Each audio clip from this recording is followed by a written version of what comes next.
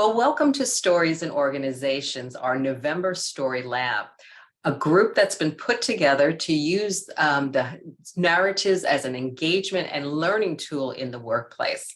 And today we have the pleasure of having with us Yari Bovalino, and he is going to be talking about his European corporate storytelling experience. Yari Bovalino is a senior communications manager and the chief storyteller of Avio Aero and GE Aviation Turboprop. And to learn more about him, I do encourage you to look at our website where his full bio is there.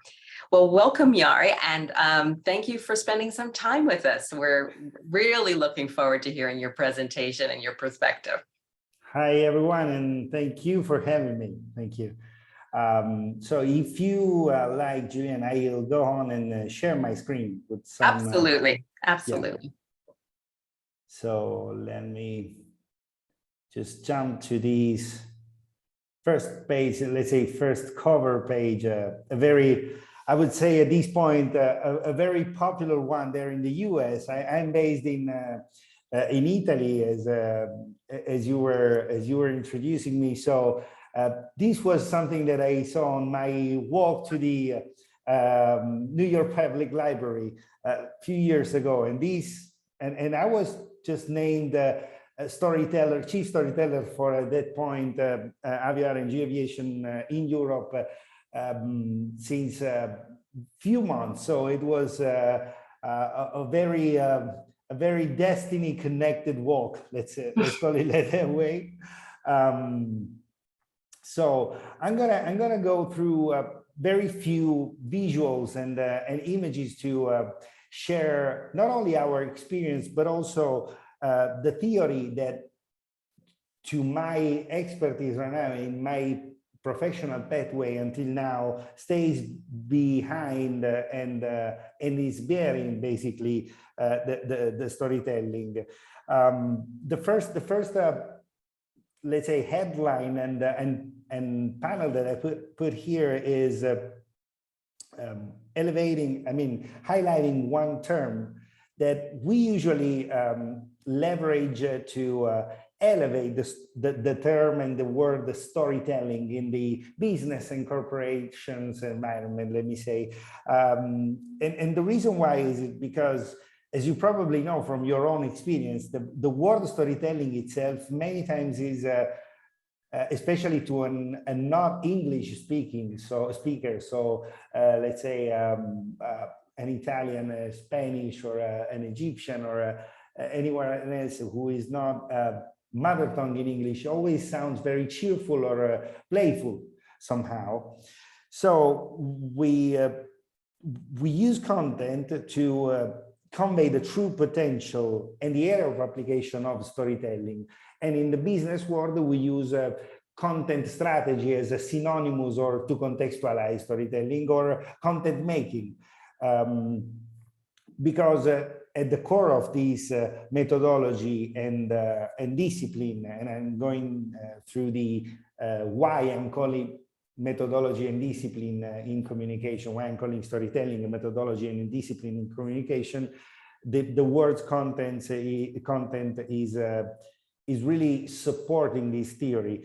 And also, many times would be helpful for those who are not very familiar with storytelling to go back to the etymology of this word story itself. So, you know, our Western languages all derive from the Neo-Latin languages, the so-called Neo-Latin languages, and Latin itself, where you can find the roots of words like story and history that are proper of our language, that are owned by our language, are coming on their own way from the ancient Greek.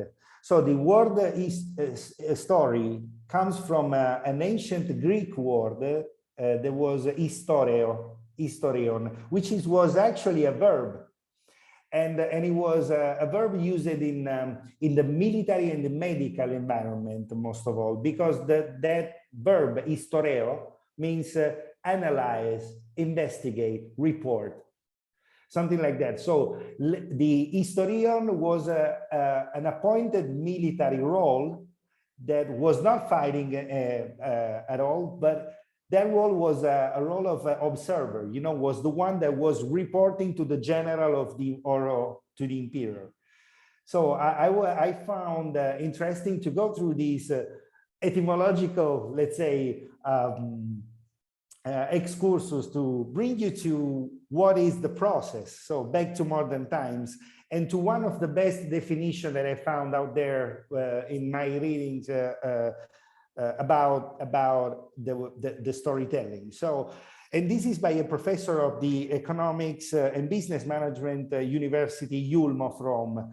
He wrote an essay for Harvard Business Italy, and inside this essay he said, storytelling is like math, is not an opinion, right? Is the result of a scientific process at this point. And I'm tailoring this on my very experience and what we do in our team when working as a storyteller and when working to a storyline. So to pull up a content, to build up a content, we describe this as a process. So we have our technique, and is metaphorized by this image here. So I'll go clockwise, but before that, another quote by this professor Alberto Mattiazzi was very mindful, and I'm gonna say it now. So he said, storytelling is a logic that then becomes literature, brand identity, sophisticated value, or it remains empty rhetoric and an exercise in style, a mere camouflage. It's a matter of approach. So whether the one or the other is how you put in place, and this is how we put in place. So we use this compass metaphor to address our way to build up a content. We start from the very topic, so the central theme. These are the themes that we are following in our aviation industry and in our company, right? So the one we care for. But you can just pull these and bring it into your very experience, into your very dimension, and you will find the themes that, or the topic that stays at the core of your story. And then at that point, going clockwise, you go and find your voices inside that story. So from the protagonist to the characters, right? In our very experience, these are the kind of protagonists and characters out there. And then we go and target an audience. So who we want to tell this story to, whether it be a wider public like the one you were mentioning, Sarah. So a social media like a YouTube public, so a very wide one, or a very limited and restricted ones, because sometimes you need to pass messages and to tell story that impress or enable some effects, and we're going to see that in a little while. And then we choose our channel and format. So what shape do we want to give to this story? In your case, you gave the video shape, which is one of the shapes that we can give to the story. In this following image, I again funny metaphorized how I see the storyline. So what we compose as our script, let's say, our storyline, our list of messages and voices that we want to use and how we want to use that. And then with this in our hands, we definitely decide using a method, again, using our tools, our competencies, our research and our searches from that people, because in my experience, those people that I invite as characters and protagonists in my stories are authoritative sources, like engineers, for example, or even shop floor workers, but people who does the job and can tell you how, even technically, that job is done. So with this kit of tools, competencies, and sources, you do real storytelling, and you mark a difference then, because you have a proper storyline, you have a consistent storyline, a solid one that you can transform, and you can put it in, as we were saying, a video, or it could be even a theater representation and a theater play. It could be a song or a gallery, or the most common and typical social media posting, right? Again, quoting the professor, another very cool one was this one. It is a complex endeavor, that of narration, which requires different and non-extemporizing knowledge, the sensitiveness of the explorer, the creative competence of the architect, the ability of the director to translate facts into sensible codes. So these are basically our codes, right? If we see these branch of the communication. So if we see the storytelling as a real process and as a discipline, not about embellishing or altering reality, but about enhancing the message and generate value among a seamless proliferation of contents, messages, services, products, and inputs that we get from out there. Think about not only the television that was already filled with this, but also about, you know, the typical smartphones that we have, or computers, right? The quantity and the level of information that you have there of inputs and contents is something that you can even not consume at a certain point. So you use these proficiency and these technical skills to produce a story that is catchy for people in the way that they are really looking at with interest, looking at with attention, looking at your very story. And this visual here, so this image definitely summarize our very experience. So we take high technological innovation and sectorial contents, and we try to disseminate, to facilitate, and to make the understanding more accessible. So the content is more accessible to anyone out there. Even we are talking about aircraft engines, right? And more, and even more, because we are talking about aircraft engines, we wanted to, so the mission is to simplify this complexity, to let everyone out there understand the complex matter and understand the technological topics. And how we do this, we do putting, and this is probably the funniest, and this is the last one, and the funniest and the most meaningful, let me say, visual of our process and our method out there.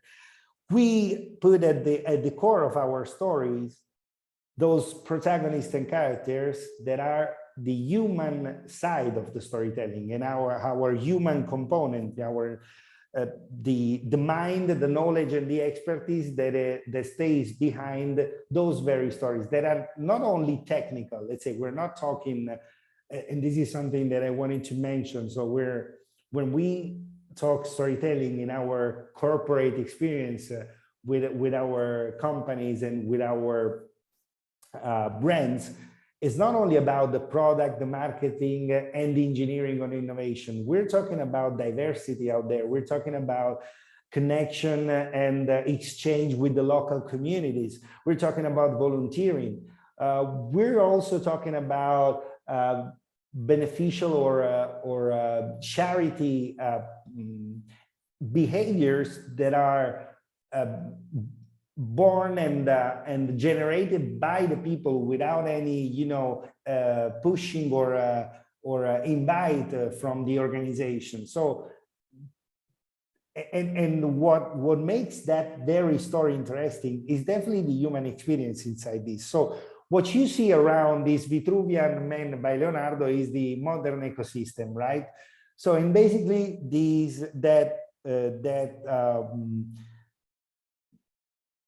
environment of continuous proliferation of contents that I was mentioning before. So we live in a world that is very advanced in terms of messaging and communications technology we have with us. Is very fast. Sometimes it's bulimic with the number of contents that we can have access to.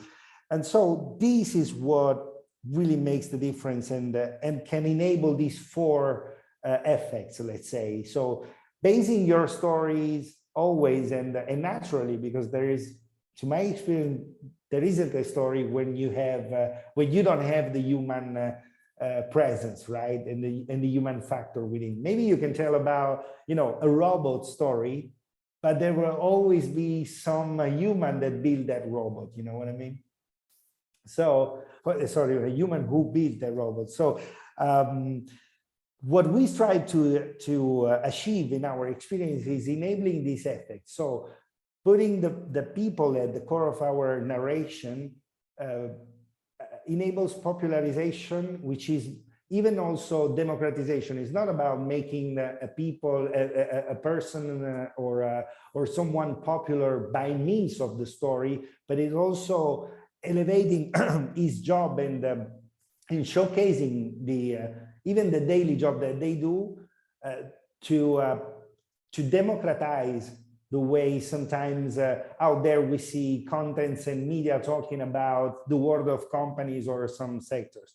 And the same you go with inspiration, identification, and motivation. So these are all enablers that are affecting the audience inside and outside the company, right? Because motivation is definitely something that you see that story from your colleague or from that group of people, that team in the company or in the organization you work within, and you kind of embody or put yourself into the shoes of the other person, and that eventually raise your motivation or your identification. So the resulting communication output is definitely something in our experience that is authentic, genuine, and experiential.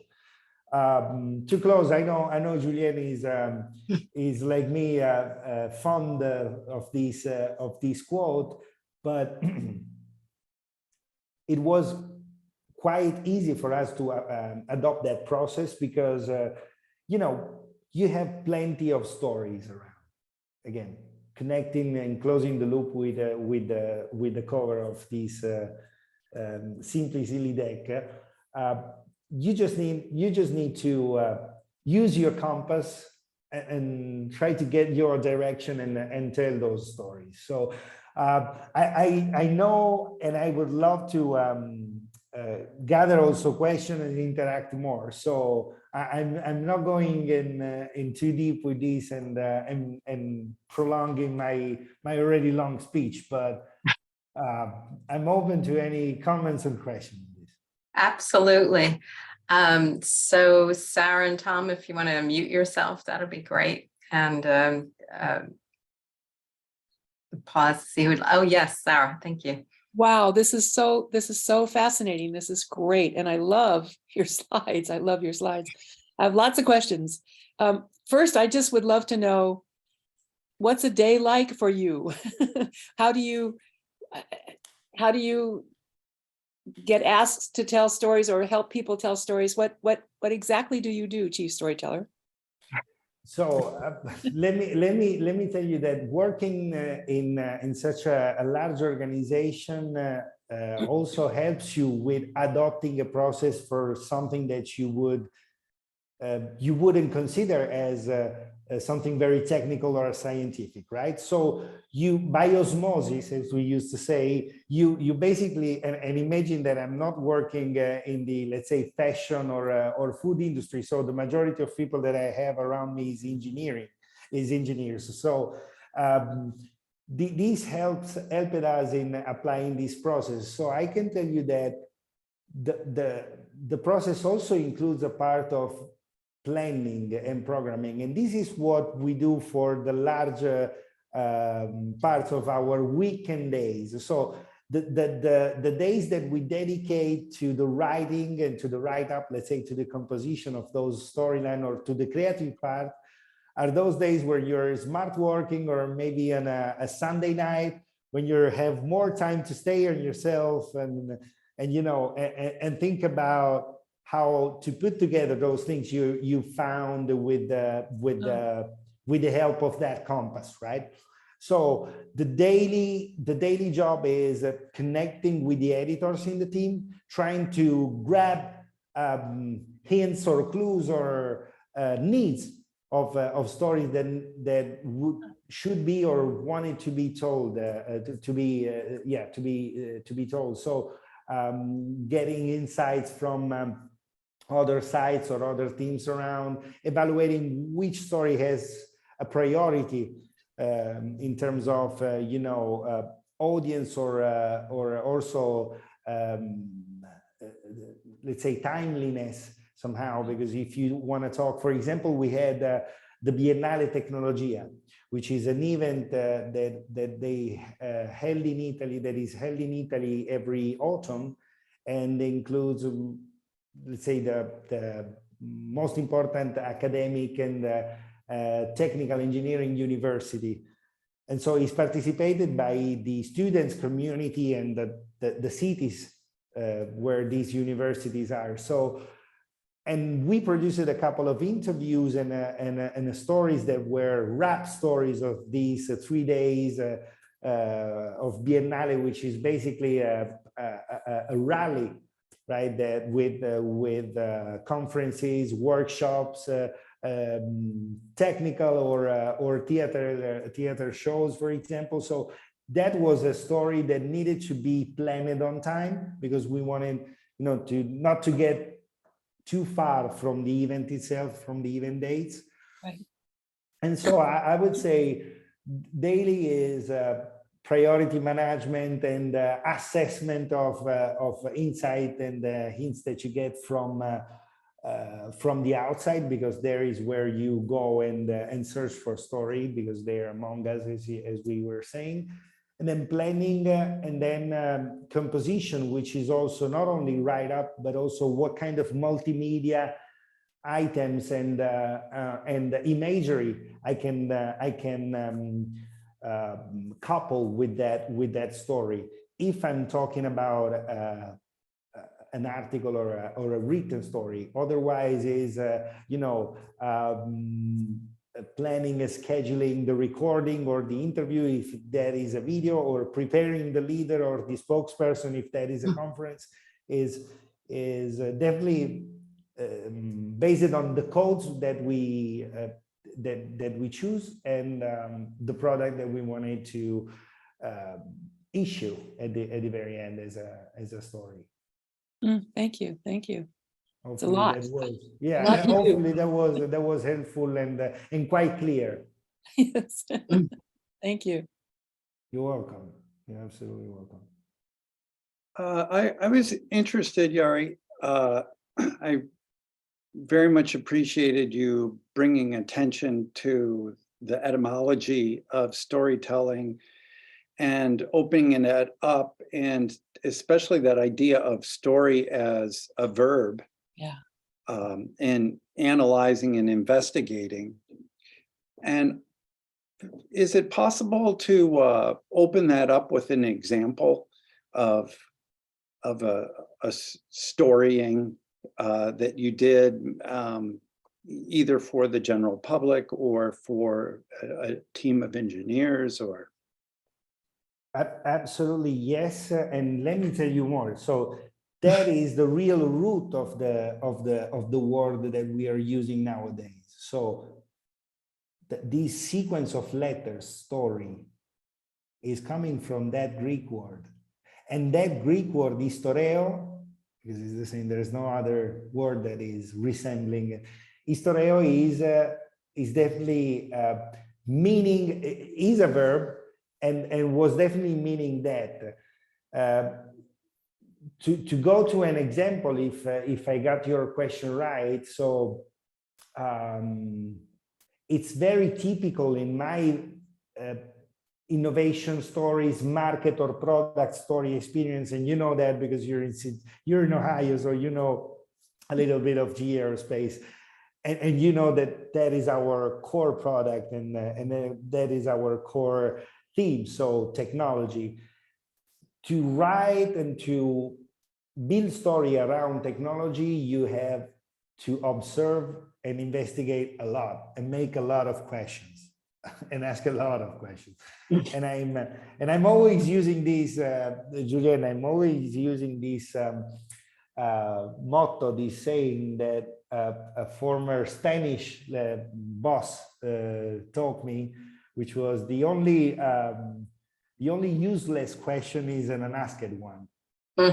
And which is very true to my experience. So I ask a lot of questions, and to your point, Tom, is I want to share something that I told Julian one of the first times that we were talking. So sometimes it happened, and I wanted to define it as so also here, that I defined the role of a storyteller as a hybrid between a communicator and a journalist, a reporter. Mm-hmm. So usually, let's say a proper reporter, the ontological perfect reporter should be definitely investigating before writing or reporting anything on TV or radio, right? So that is the job. I on myself have our. So just like I think in the US, here in Italy, we have every writer, professional writer and journalist has a job as a professional association to which he's subscribed and he or she is subscribed or affiliated, right? So I have my own, and but I won't define myself a brand reporter or a company reporter rather than a storyteller, because I have that communicator skill ability that I can benefit from and I can exploit when I am in that phase of making my frog a prince or a king, right? So a journalist basically can write down a piece. Then what our professor in that HBR, I'm gonna send you that link and give you the translation.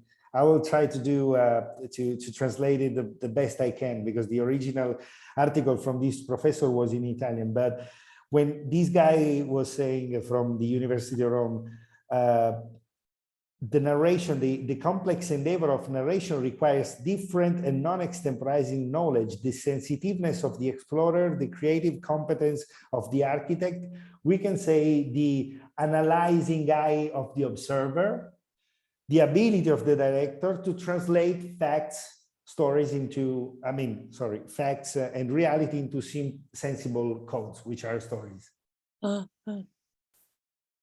If you have a story, oh, sorry.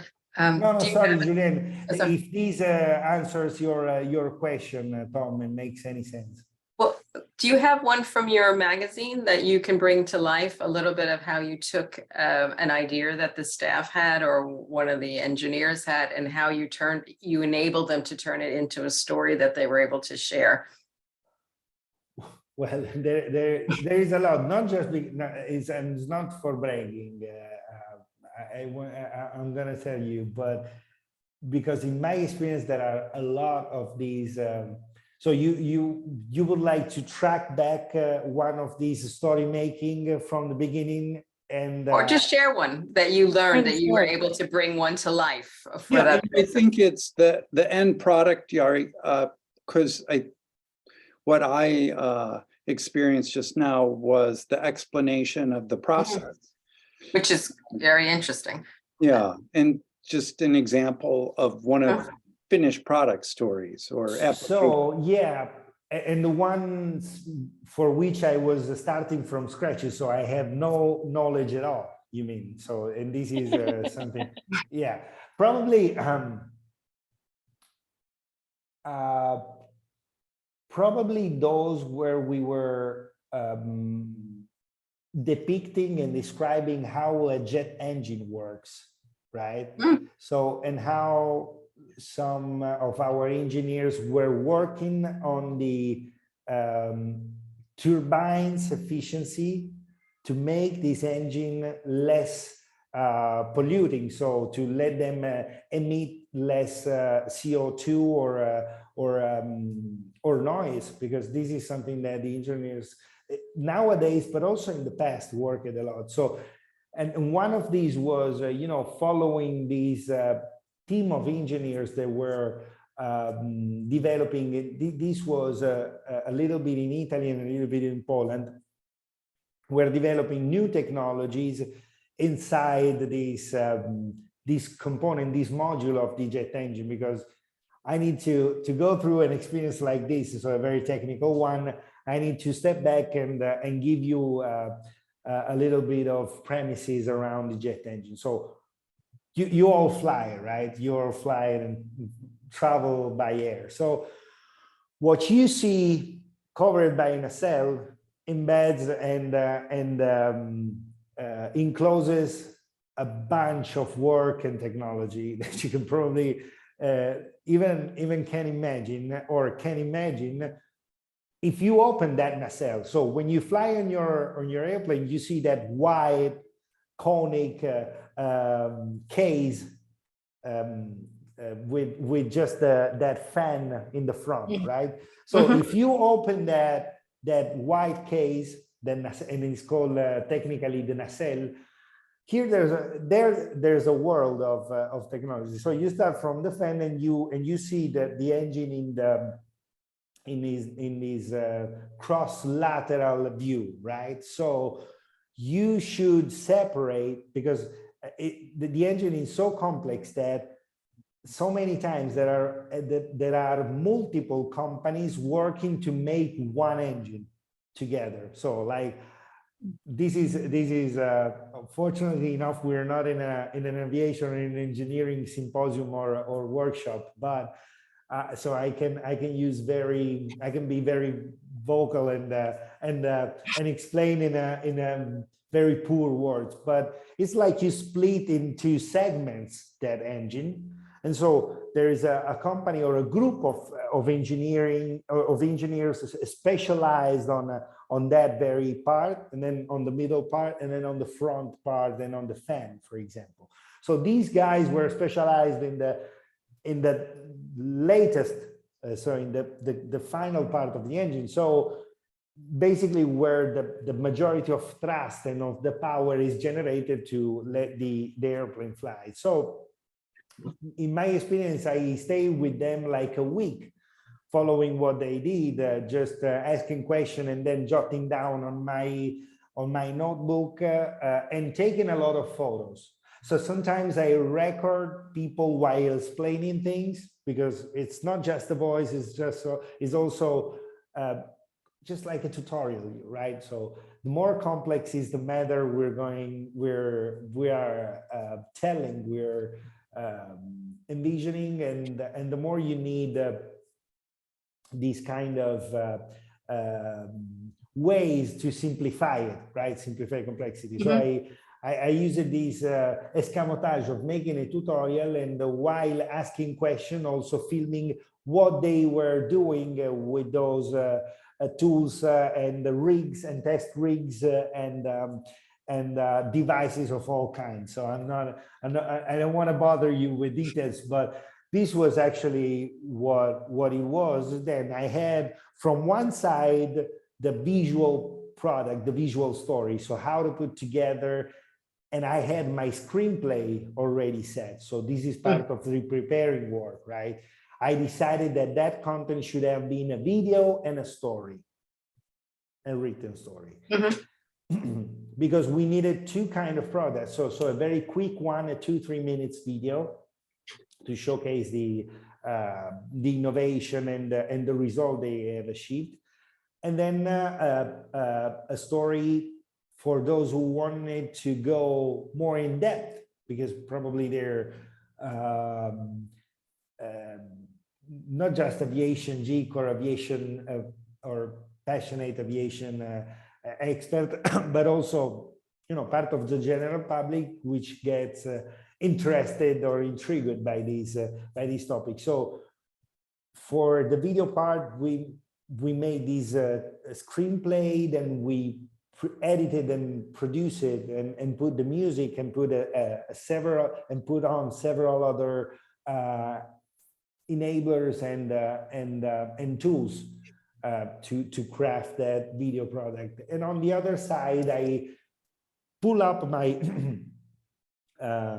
notes and what I jotted down in the question that I asked it to the engineers, and reported that story using also that voice, because that is a very key component of especially a written story, right? I'm a guy that is used to alternate the narrative voice to the protagonist and characters' voices, and so their quotes. How did you come to be a storyteller? Were you doing this in school? Were you always telling stories in class or amusing your family? I would like to hear the backstory of how somebody chose their work or rediscovered their calling in their career. So I started. So here in Italy, we have let's say, what's your first grade, and then after the middle school, you can start there choosing, let's say, a subject matter or a discipline or a course of studies. In that very time, so at the high school, I selected the more humanistic and literal literature studies, and then I studied economics. So because in a very, let's say, antithetic way somehow, but here is how I arrived to the world of corporation and companies, and I was specialized in during university in net economy and digital marketing. So I'm always been fascinated with communication and marketing. Then when I understood going ahead that communication is, storytelling stares at the core of communication, in even corporate communications. At that time, I was, going through the typical or traditional career path of a communicator. So internal communications and web and social media and digital communications. Then I took care of the house organ of the company. So basically the magazine at that point, it was just the employees, the employees magazine. First, we decided to turn it digital only, and then to turn it public. So to open it to the public. And by doing this, we needed something that was catching the attention of the public. And then to what we discussed before, we needed to make the difference and distinguish from the other jungle of contents out there, right? So how we can not embellish or alter or try to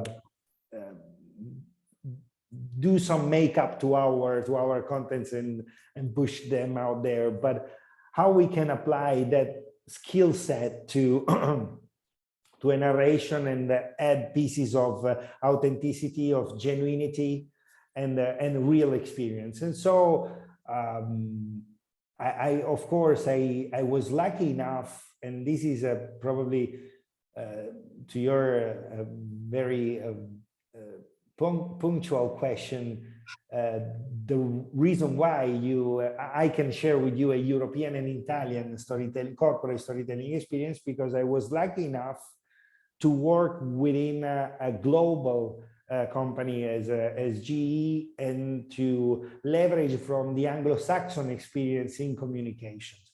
So you guys, and especially not only in the US, also in the UK, have more also a literature tradition of novelists and of theater.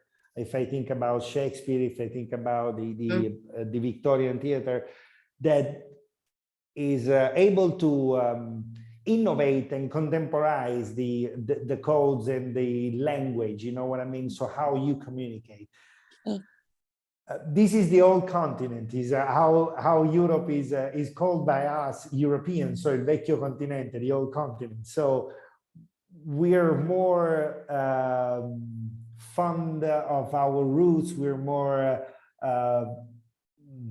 bond with our ways to, think about literature. So back to Dante Alighieri or Boccaccio or Petrarca. So that kind of narration, that kind of artistic experience with the words and with the narration, with the novels, with the storytelling, basically. While the Anglo-Saxon world and the communications, the corporate communication and the communication and PR world in countries like US and UK more advancedly is experimenting new ways and innovation in those fields. So I guess that was definitely helping me in my path through the storytelling. Did the company, Yari, did the company say to you, we want you to be our company storyteller for the European market, or did you bring that up? I was just wondering how you make the leap from like communications content manager. Yeah, definitely. So this was one part. So we had this experience from our colleagues and from our, but also our benchmark out there, outside GE. So my leader at that time and the Italian leadership at that time, because this is something that they envision in advance, right? So they have this vision. And so it's not just about being inspired by the Anglo-Saxon world, but also how you have your vision of communication. And my leader at that time was considering the realities like Microsoft and IBM. So, and she was saying, why can we have a chief storyteller if Microsoft has one or IBM has one? In the very end, the product is even more concrete, is even more tangible, right? When you talk about jet engines and when you talk about aviation technology, something that you can touch. So if you can do storytelling while for an organization like Microsoft, so you're dealing and you're working with software, so you work with digital and information technology that is less tangible. So this was definitely the time, and it was 2017, sorry, at that time.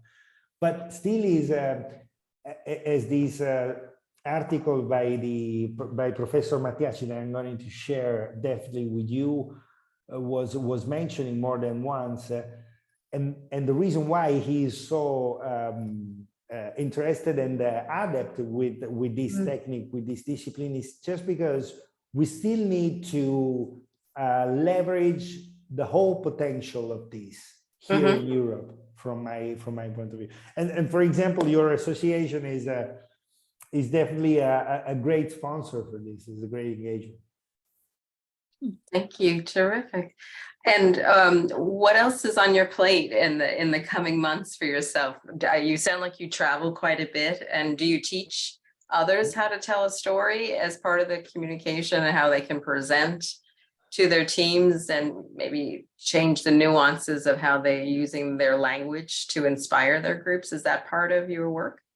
It could be especially for young communicators that we welcome on board the team, because it's an evolution that we had across the team, and basically it's something that you can transmit and convey to another persona who is joining the same workplace and the same work objective, let's say. And yes, let's say the privilege and the very I would say gratifying part of the storytelling for a corporation is that if you want to tell a story in the right way, you need to be where the story happens, right? And when the human and the people that can report that story for you and tell the story as the characters or the protagonists, as we said, are you can meet them in person. So this opportunity to travel and to meet people from different culture and backgrounds and upbringing, it's definitely the one that is the most blessed, let's say, because you learn a lot, and from this kind of experience you learn a lot from this exchange.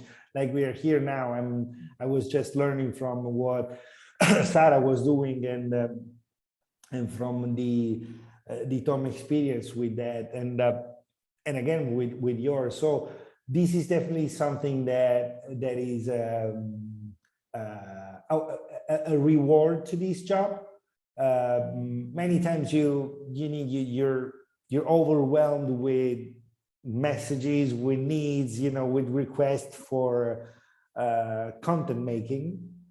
But in the end, this is seeing the people interested or the people satisfied or proud for their story out there is the thing that really gratified me the most. And the next now the biggest challenge we have in terms of industry, just like the whole world have in terms of behavior and let's say let me call them step change, is to go towards a more sustainable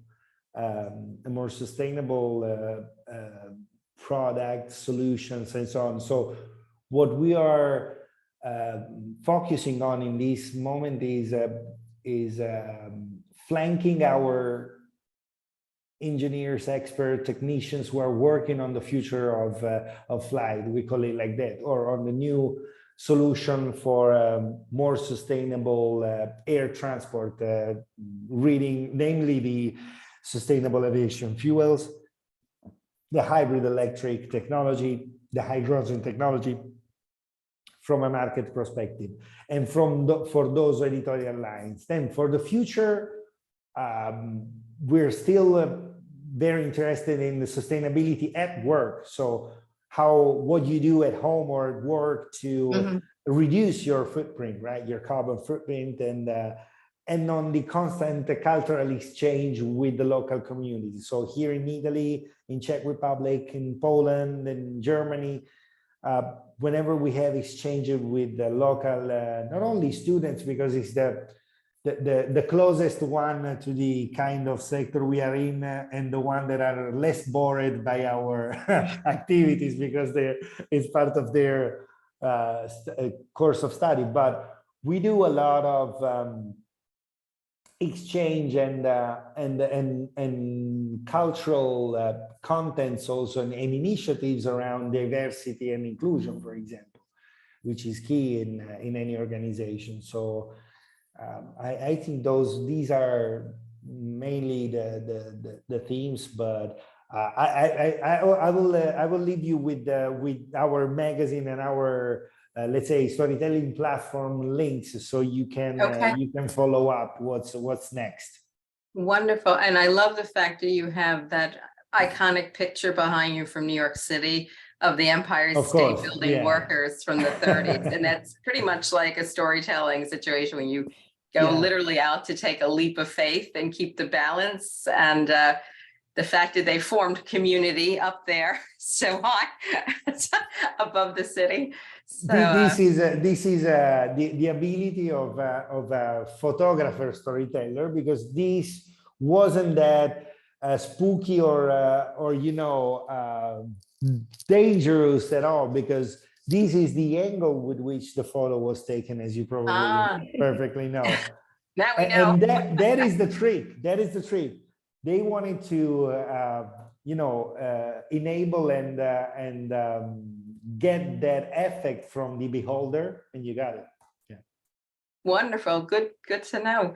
Sarah, anything else you want to add before we close? Oh, thank you so much. I just love your perspective and your processes and sharing those ideas with us. I love the simplify complexity, which is, I think, what story is about often, a lot of the time, most of the time, you know, so whatever, Absolutely. realm or genre we're in. So thank you. Yes, Thank thank you. And thank you for becoming part of a greater community. So we'll be sharing the video with the SIO site as well as with Awesome. you. And the one last thing I want to end on, we're looking at, we do an annual story swap, Tom and Sarah, one of the originators of this, where we don't have a guest speaker in December. We gather our members, we build it around the theme, and I do believe our date's going to be December 20th at noon. And then we open it up around the theme to invite people to give mini stories of something based on that theme. And it's a great way to connect and just relax before the holidays. So anybody who's joined us before is more than welcome to join us again. So please, we'll give you that date as well. And any last thoughts for any of you? I'd be happy to hear before we have to part company again till the next month. Well, I was just amazed to learn that really the way the jet engines work is espresso. Through the image that we saw. Coffee cups. That's a great image. That's just yeah, that's one of my favorite. Right. Yeah. And I love the analogy of the prince, the frog that becomes the prince. That is original. That is original. I built it. So the Vitruvian Man, I built it. The compass, I built it. Unfortunately, Tom, the coffee idea on the jet engine was from another artist out there. So I grabbed it out there on the web. But it's great. It's cool. Great curation, Yari, of bringing the elements together. Yes, and it'll stay with me now forever. Well, again, thank you very much, Yari. We will be in touch, and to Sarah and to Tom and to everybody else who's going to be listening in. It's wonderful to see how we can apply our narratives to our work and connect with story to inspire and educate and motivate. So thank you. Until the next time. Cheers. Thank you. Ciao. Thank you so much. Happy Thanksgiving. Goodbye. Happy Thanksgiving. Yes. Bye, everyone. Bye-bye. Gotta run.